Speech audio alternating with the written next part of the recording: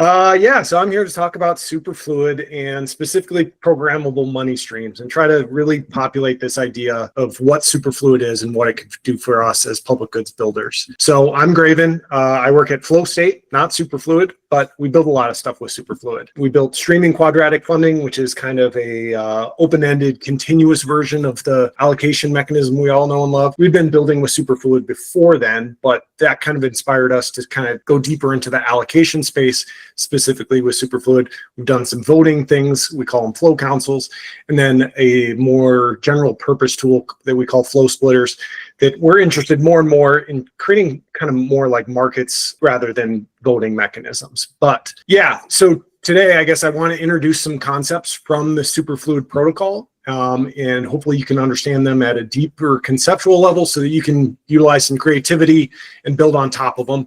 And I'm happy to support after questions, follow-ups, anything like that technical. So why I'm here, and I mentioned I don't work at Superfluid, but I might as well because I'm probably the biggest bull poster out there for Superfluid, is because I believe Superfluid is Web3's first non-skeuomorphic money. And I think it gives us the ability to program money in better ways to achieve what we want. And that's what I'm here for. I think a lot of us are like, yeah, implicitly, explicitly, we just want to make the world better, and we need tools to do that. I think Superfluid is an awesome tool for that. And what I mean by that statement about skeuomorphic money is, I'll say that ERC20s and how you transfer money is closer to gold coins than it is what Superfluid is. And what I mean by that is that we used to have gold or precious metals, right? The invention of money, you would have some in your pocket or your purse or whatever, and there was this transactional nature. I would give you 5 units of whatever. And those units can be as small or as big as we want, cut them in half, whatever. But it's this idea of discrete transfer. I take it from my possession and give it to you. When we started making digital forms of money, basically we were able to do that much faster and over longer distances and maybe keep track of units better. But it was the same sort of mechanism where like I had a balance, I would take an action and send it to you. We took that same stuff and we applied it in Ethereum world and smart contracts, ERC20s. Yes, we improved it. We removed middlemen. We made it trustless, faster. We can put if statements around all these transfers, but ultimately, like a ERC20 transfer is a discrete change to a balance, and it happens with like active input. And it doesn't have to be like that with programmable money, and that's really what Superfluid showed. You can have a balance that isn't static, and the subtlety here is that when you have a moving balance like this with Superfluid, it's not transactional. It's not like I'm sending off firing off a whole bunch of micro transactions to update this balance. And how Superfluid did that is with this extension of the ERC20 standard and what they call a super token. You have a balance, you have a number, but they introduced this idea, and this is programmable money at its finest. You can have a function that can resolve to a number, but is a function rather than a discrete number. And if you insert variables like time that just march on whether we like it or not, then you can actually have passive money movement. It doesn't take a transaction to move money. And so ultimately Superfluid is basically in these super tokens, it's a more complex accounting system than ERC20s. You're basically you're balancing stream openings and stream receipts rather than like debit, credit, left and right side of the ledger. And basically what this ended up doing, this accounting system, is allows you to interrogate each account atomically, and you can understand whether they have more coming in or more going out, and what its impact is on a second-by-second basis on a balance. And this is where this really differs from, say, like a Sablier or a DRIPS protocol. With Superfluid, once you have the super token, you're not depositing tokens and then withdrawing them. They're hitting your balance continuously, passively. And so, yeah, that's super tokens, right? This idea that you can have this number plus a function as the definition of your money. The second component I want to talk about with Superfluid is their agreements. So what are those functions, right? Like, I've just introduced it at this abstract level. Basically, the Superfluid agreements library lists the current in protocol ways that you can introduce functions to a super token balance. They're of course on-chain, they're open-ended typically and perpetual, and they're built into that balance. So when you are creating a Superfluid agreement, you're basically updating that function in a super token balance. Right now, there are two primary agreement classes. There's the constant flow agreement, which is kind of one-to-one money stream. And then there's a general distribution agreement, AKA a GDA. That's what it's called in contracts. And it's this concept of a distribution pool. So the constant flow agreements define flow rates in way per second, and the money is moved from sender to receiver. So it ends up looking like, instead of a transfer function, you have three different types of kind of updates to the agreements. You can create a flow, you can update a flow, and you can delete a flow. And all of those are about manipulating that flow rate per second between a sender and a receiver. General distribution agreements, that's that pool concept. You can have both one-to-many streaming and or instant distributions. And this is like, I think, one of the coolest things on chain. We use a lot for Superfluid. But to explain how it actually works, how the magic works, I laid out a few here. Say this is a GDA pool. I've assigned 200 units to different recipients, 80, 50, and 70, 200 units total. And let's say I start a stream to this distribution pool of 20 tokens a second. We're going to proportionally divide that up based off of the number of units. So the flow rate is determined by 80 divided by 200 times 20 equals 8. And so that's how distribution pools work. And keeping those variables separate allows you to do some really cool things. So say we want to add someone to a distribution pool. We're going to add 100 units. We give this fourth recipient all 100 of those. We're going to see that now in our distribution pool, all of a sudden we have 300 units. And we're going to update the flow rate atomically at that same time based off that unit update. So recipient number one now has 80 out of 300 units times 20 tokens a second comes out to 5.33 tokens a second. So with one transaction, you can update the flow rate to an infinite list of recipients. And so super powerful, really cool thing that you can do there. But you can also, on the other side of the equation, you can also update a flow rate. So now that we have 4 recipients, we had that ugly number, whereas 5.33, if we want to bring it back to round numbers, we can increase the flow rate from 20 a second to 30 a second. Now we're going to have recipient number one, 80 divided by 300 times 30 equals 8 tokens a second. So on both sides of this, you can increase, or I guess you can manipulate people's flow rates by changing the number of units, including adding different recipients, or you can open up and multiple people can open streams to this distribution pool and increase this flow rate. So again, that's I think a super powerful primitive. We've used it for streaming QF, flow councils, and everything basically that we've done. The last kind of component that I wanted to touch on is this concept of super apps in the protocol. They're akin to like Uniswap v4 hooks. Basically, when you take an action to update a stream, open a stream, close a stream, you can use super apps to call external logic and do really cool things. Again, we use this in SQF. Basically, how SQF works is when someone opens a stream to a donor, that's through a super app, we trigger a atomic update to the quadratic formula calculation and insert that into a GDA. And that's how when someone opens a stream in SQF, you not only are receiving a new direct donation stream, but you also get an update to the quadratic matching at that same time. So I've said this a couple times, I'll keep saying it. I think this stuff is really, really cool. And it nerd sniped me, but the reason you should do this isn't just because it's cool. Even though, yeah, maybe have some fun doing it. But I genuinely think we can build better incentive systems, markets.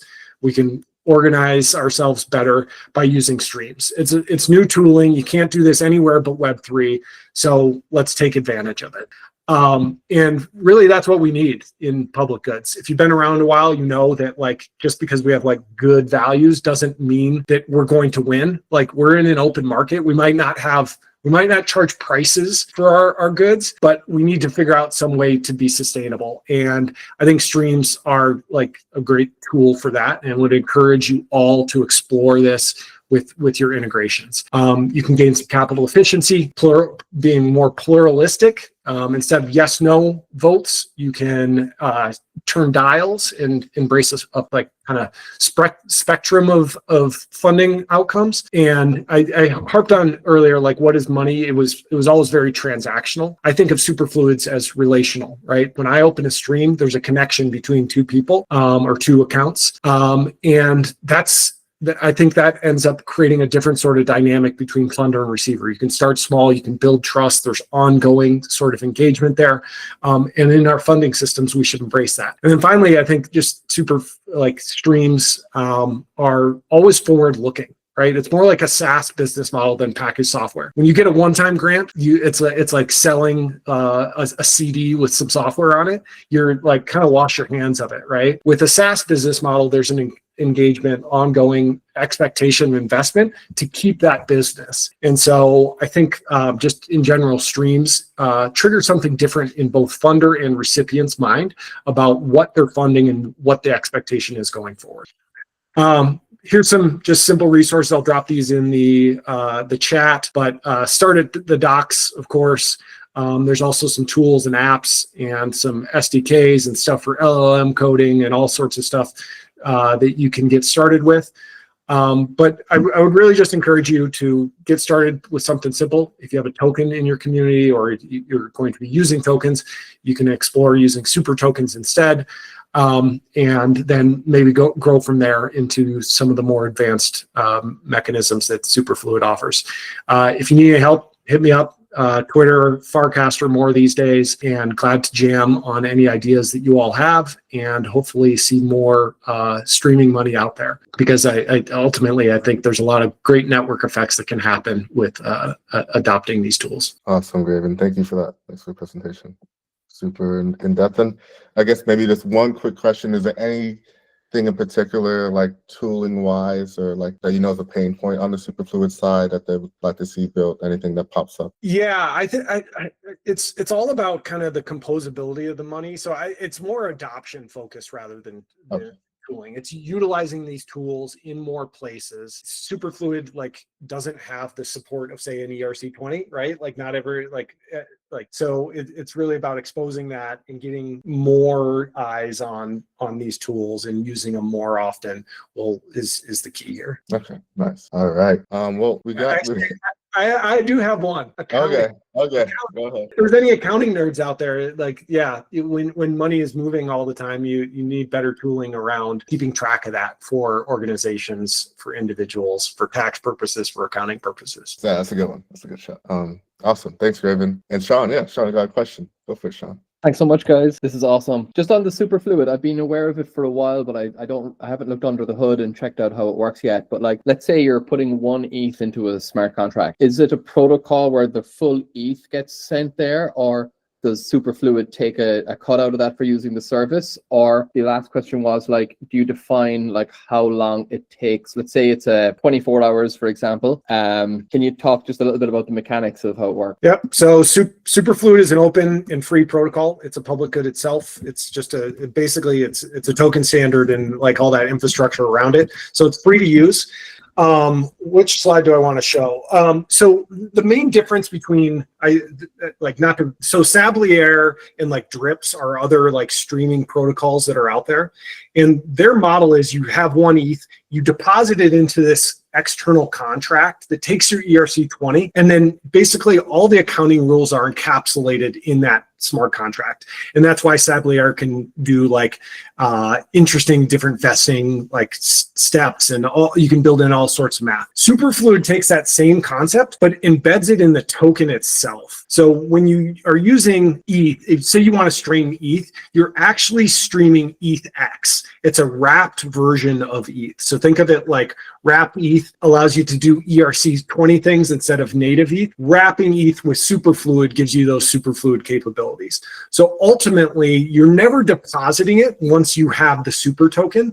And then when you open a stream, it is by default always open-ended, and it's basically linear. So if you say you have 1 ETH and you want to stream it out over 1 month, you would say, I want to stream 1 ETH a month, and it would do so.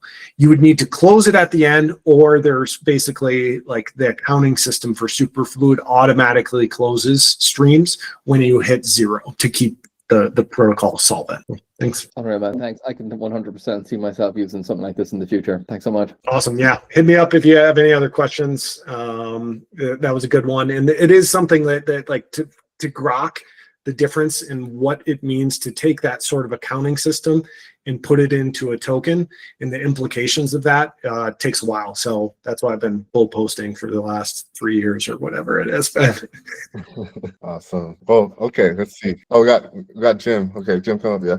Yeah, I guess my question is, you said it's like a wrapped version of the token. So if I sent it to a contract, it wouldn't be identified as an original token any longer. Is that correct? Yeah, basically it's ERC20 compatible. So when you take ETH and wrap it to ETHX, if you go to your wallet, most modern wallets now recognize and will show you ETHX as your balance automatically. So it'll still show up in your wallet, but it is basically a transformation of that coin into something else. It's a new balance. You can always one-to-one withdraw it out, and that's where people kind of think of that as deposit and withdrawal, but you're depositing and withdrawing into a protocol rather than a specific smart contract. And you can use that balance for all sorts of things.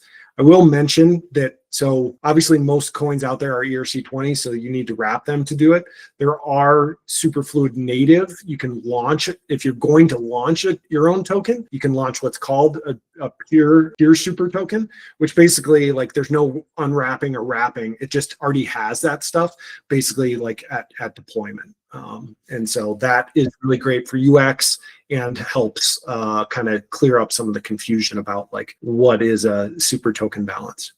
Thank you. And I guess just to clarify for my own uses here, I generally want to stream to liquidity to reward communities and holders. So I would have to create a Superfluid version of this token and then create the liquidity pools so the contracts would appropriately identify it and then use that token to stream? Yeah. Okay, thank you. I just wanted to make sure I understood it. And yeah, we're at 2 hours. So really appreciate. Oh, Bryce, all the questions coming in all towards the end. Yeah, go for it, Bryce. Hey, Grevin. Awesome. I love Superfluid. I think I was like blown away when I first saw something streaming money. I wanted to like show all my friends. Just like this money's like coming in right away. But one question I have is like I'd love to hear like, have you seen any adoption like for traditional like payroll type systems, or like what type of pushback have you generally seen from people? Because like there's a lot of businesses around getting paid 2 days early. You know, obviously getting streamed, even like a vesting schedule for like equities, like in private companies and stuff is like a huge use case. But I'm just curious, like what you've seen on the frontier from traditional businesses thinking about this type of streaming money. It works currently. Like there's been more adoption when you're paying contractors, at least in the US, right? Like the running payroll is not as straightforward as you might think. They have payroll engines and all that shit, like for different tax withholding and all that sort of stuff. But like as an organization, like we get paid by like, I guess, benefactors, customers in streams, and that gets split out to our team. So I get paid by the second, and it's awesome. And it like makes our admin very easy. It's good for me because I get paid by the second. And so it's like slowly building that sort of stuff up. I think the resistance or the challenges remaining are just conceptually understanding what's happening with this stream versus kind of like people assume it's like a bunch of microtransactions, and really understanding this. So it's like an educational thing. And then what I mentioned, like there is just a resistance to like crypto taxes are already pretty hard, and like people don't like doing them.